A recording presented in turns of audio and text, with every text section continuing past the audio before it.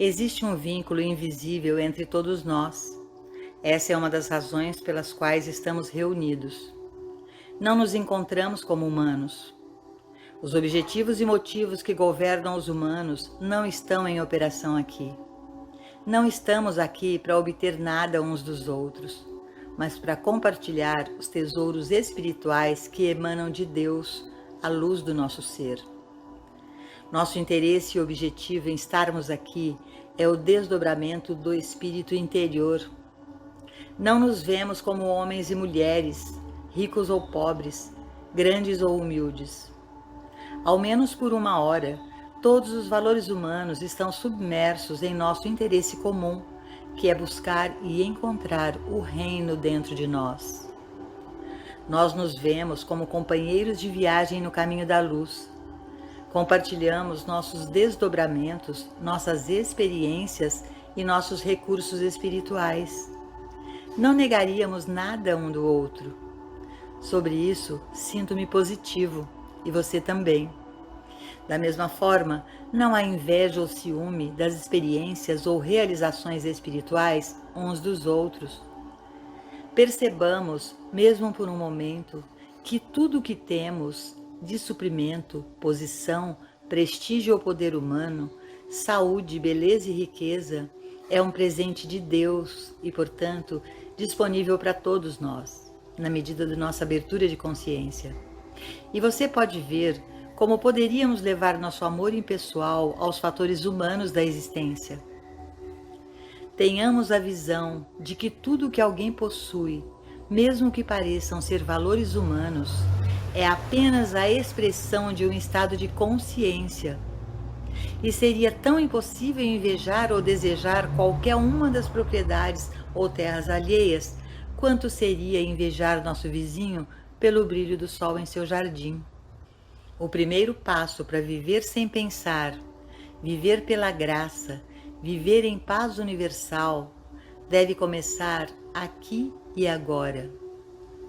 Comece com a compreensão de que não somos humanos, mas de fato somos o Cristo. Que tudo o que eu tenho é do Pai, portanto é espiritual. Que cada um de nós é coerdeiro com Cristo e não precisa trabalhar, lutar ou conquistar aquilo que é divinamente nosso. Você sabe que nenhum elemento humano entrou neste relacionamento. Ninguém deseja ou pode obter algo de espiritual de outra pessoa. Ninguém tem em mente posição social ou financeira do outro. Temos apenas uma coisa em pensamento quando nos reunimos: o desdobramento de nossa consciência da verdade e luz espiritual.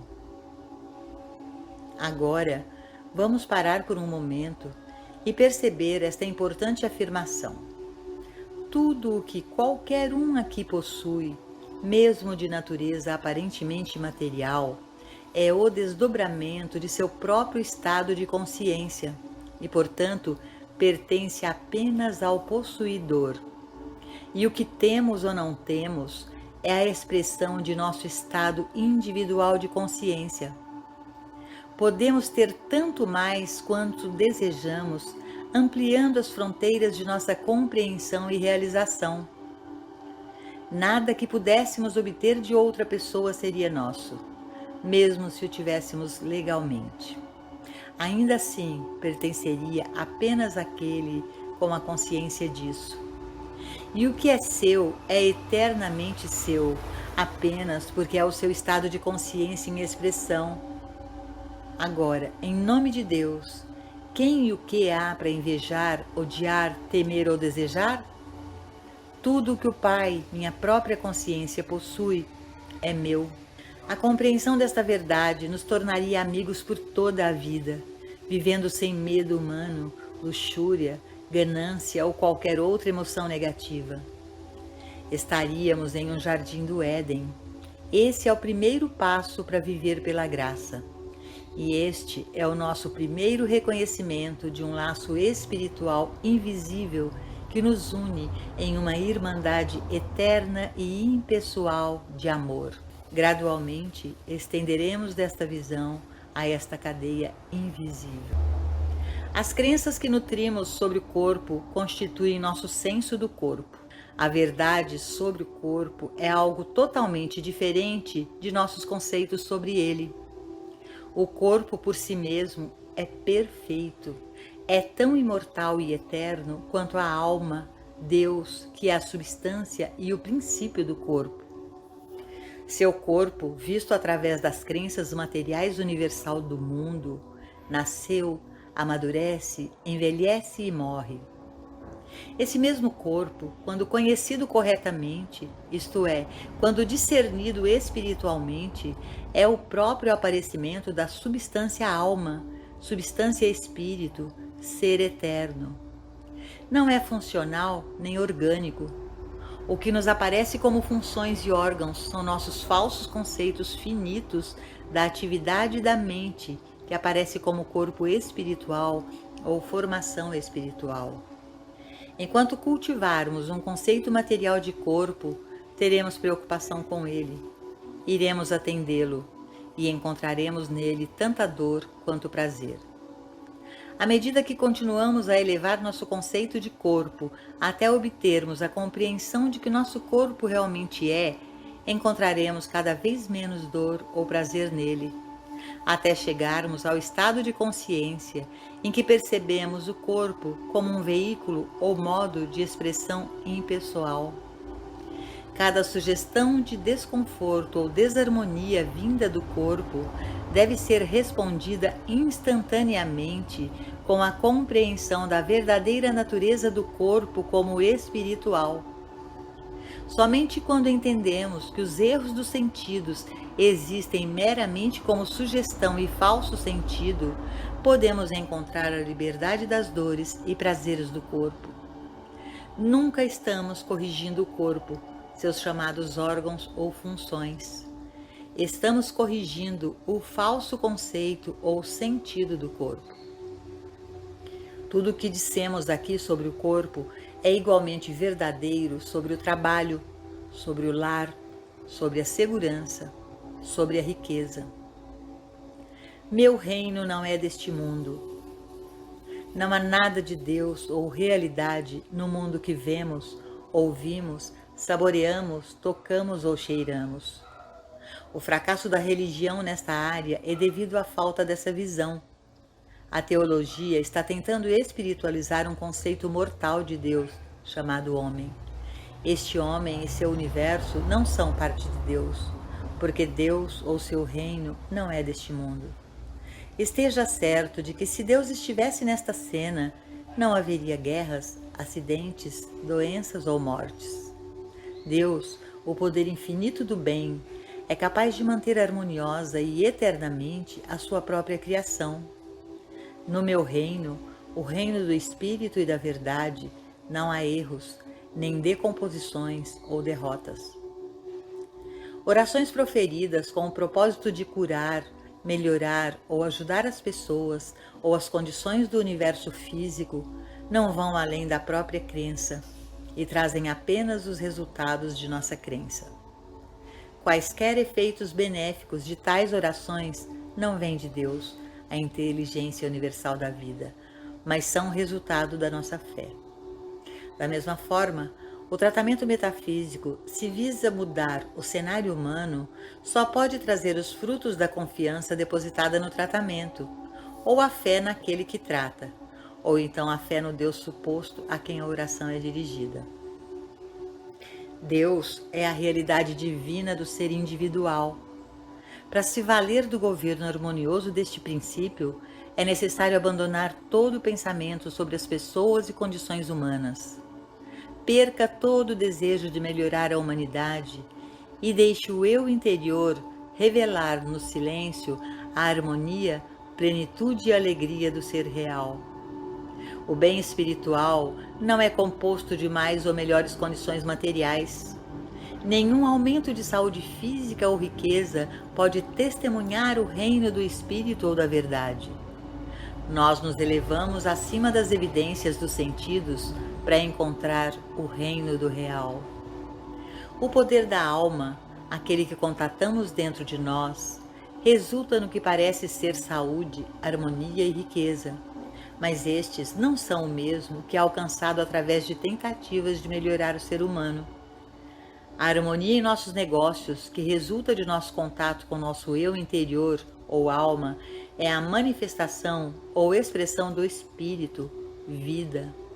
E são as coisas adicionadas que vêm naturalmente do reino da substância real. O sentido finito contempla essas coisas adicionadas ou realidade espiritual como sendo material, objetivado, ou coisas e pessoas. Mas a harmonia espiritual não é alcançada pela busca de pessoas, coisas ou condições, e sim por não se preocupar com isso e buscar apenas o contato com a sua realidade divina. Os humanos não podem vestir ou usar o manto da cristandade. A mente humana não pode ser espiritualizada, deve ser posta de lado. Quando Cristo aparece como consciência espiritual individual, ele dissipa os sentidos mortais ou materiais. O humano nunca será vestido espiritualmente, mas à medida em que a consciência espiritual aparece, o sentido material ou humano é dissolvido. O esforço por meios mentais para se tornar espiritual é esforço desperdiçado. A tentativa de entender as coisas espirituais com os 5 sentidos ou o intelecto é inútil. Desenvolver um senso de receptividade, aprender a silenciar os sentidos e ganhar a habilidade de ouvir a voz mansa e delicada, este é o caminho. Os pensamentos humanos, mesmo os bons, não ajudarão. Portanto, o tratamento de fechar os olhos e declarar verdades, fazer afirmações e negações, este não é o caminho do Espírito ou de Cristo. Fique em silêncio, mantenha uma atitude de escuta, seja receptivo, fique quieto e deixe a presença e o poder de Deus se manifestar através do silêncio. Este é o caminho. O caminho do Cristo não é uma transferência de pensamento de um indivíduo para o outro, não inclui sugestão ou hipnotismo. É um estado silencioso de receptividade em que o Cristo ou Espírito de Deus se manifesta como nossa consciência individual. Aparece principalmente como um sentimento da presença e dissipa a ilusão dos sentidos de si mesmo ou do outro. À medida em que somos tocados pelo Cristo, à medida em que nossa consciência se torna cada vez mais o próprio Cristo, a consciência receptiva de quem pede ajuda também sente essa influência. Responde a ela e a harmonia se torna evidente. O Cristo não desce de seu alto estado para servir ou atender aos mortais. O Cristo é a luz do mundo, e aqueles que desejam suas bênçãos e benefícios devem deixar as cascas da vida material, devem abandonar a satisfação dos sentidos, mesmo os direitos humanos e outras formas de bem humano, e seguir-me. Não há lugar onde o humano e o espiritual se misturem. Fique onde você está espiritualmente, autoinconsciência, e aqueles que descobriram o nada do sonho mortal virão até você. Franz Kafka escreve: você não precisa sair do seu quarto. Permaneça sentado à sua mesa e ouça. Nem mesmo ouça, simplesmente espere.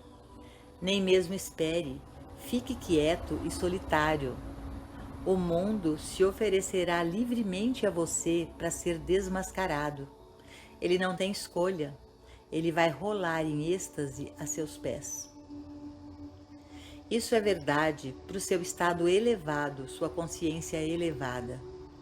Uma vez que você toque ou seja tocado por isso, seja como quer que você o chame, Cristo, isso, tal, então permaneça nele e deixe aqueles atraídos receberem a sua bênção.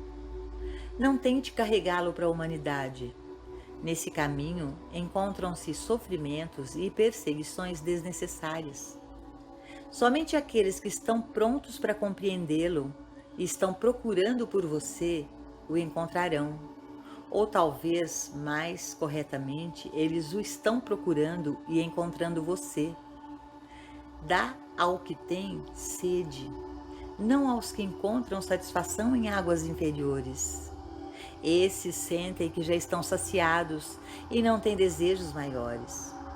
Somente quando a sede intensa vier repetidamente, eles perceberão que há uma água que, quando eles bebem dela, eles nunca mais terão sede. Estes já estão na porta de sua consciência. Deixe-os entrar. O Cristo está aqui. Eu quero que todos vocês entendam o grande segredo do universo. Se os antigos soubessem disso, nossa vida moderna seria como um paraíso. Se aprendemos nesta era, podemos ajudar a inaugurar o novo milênio. Os poucos que conheceram esse segredo em eras passadas não puderam ensiná-lo, ao que parece. Apenas alguns poucos tinham a capacidade espiritual de compreender seu significado. Alguns poucos o compreenderam intelectualmente, mas raramente foi compreendido em seu significado espiritual.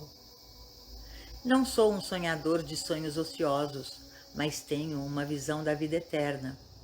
Eu não gostaria que você sentasse em uma nuvem ou ancorado com os pés no chão.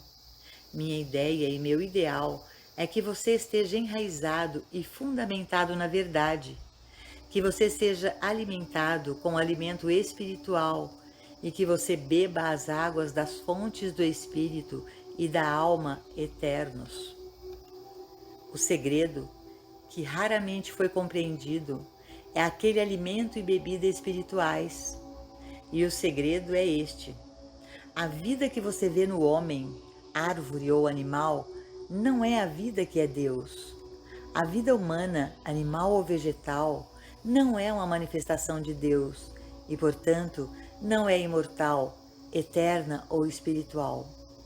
A vida do homem material ou da flor é o sentido mortal objetivado. É um falso sentido da vida que é real. A compreensão desta verdade permitirá que você desvie o olhar dos objetos dos sentidos. Permitirá que você evite tentar curar, corrigir ou reformar o sentido mortal da existência. E assim que você tiver superado o desejo de curar ou melhorar o sentido material da existência, o espiritual ou real começa a se desdobrar e a se revelar a você. Você não pode contemplar ou experimentar a vida eterna e suas harmonias e belezas enquanto aceita a evidência dos sentidos como se fosse uma criação de Deus. Não tome levianamente o que estou dizendo. Esta é a grande revelação. Este conhecimento esclarece para você a declaração do Mestre: meu reino não é deste mundo. Revela a você o segredo de João, o revelador, que viu o universo que não é feito por mãos, mas que é eterno, como a consciência aparecendo, como o espírito se desdobrando, como a alma se revelando. Meu reino não é deste mundo. A tentativa de colocar o espírito em operação neste sentido finito de existência constitui a guerra entre a carne e o espírito. Continuar acreditando que por meio de algum truque mental você tornará a vida material perfeita, sentir que de alguma forma sagrada um Deus ou poder de Deus tornará sua vida humana mais saudável ou mais longa, sonhar com alguma magia religiosa que permitirá que você navegue suavemente no mar da vida material, tudo isso é loucura e é perigoso. É se apoiar em uma fábula que não se sustentará. A vida do homem material, a vida da árvore, da flor, do animal, esta não é a vida eterna, não é a manifestação da vida que é Deus. É um senso de vida falso, finito e mortal. Não tente consertar esse senso de vida. Em vez disso, afaste-se disso e, com sua consciência agora iluminada, você deve discernir a vida que é Deus. Sinta, através do seu sentido espiritual cultivado, esta energia divina do Espírito. No silêncio, torne-se consciente do poder da sua alma. Deixe que a harmonia divina apareça à medida em que você desconsidera as evidências da visão e da audição, do paladar, do tato e do olfato. Acredite em mim, este é o segredo dos segredos. Saber esta verdade é vida eterna. Realmente, reis e imperadores dariam seus tronos se eles apenas aprendessem essa verdade. Mas os ricos e poderosos na matéria, isto é, no sentido material da existência, não podem entender esta verdade. É muito abstrata para o sentido mortal. Apenas pense. Não há valor nem realidade. Não adianta lutar por aquilo que é visto e sentido, porque isso é apenas o conceito irreal, material, de valores eternos.